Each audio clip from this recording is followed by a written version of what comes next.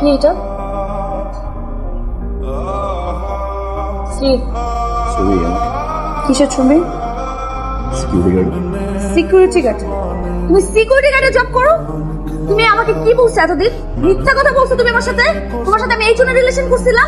তুমি day by day আমার সাথে মিথ্যা কথা বলে গেছো। আজকে আমার ফ্রেন্ড আমাকে এই ছবি সেন্ড করে, সেই দিন আমার দেখতে হয়। সবার সামনে আমি হাসির পাত্র হইলাম। ফকিন্নি, তুমি আমার সাথে ডে বাই ডে মিথ্যা কথা বলে গেছো। প্রতারক, আমি তোমার চেহারা নেক্সট টাইম আর দেখতে চাই না।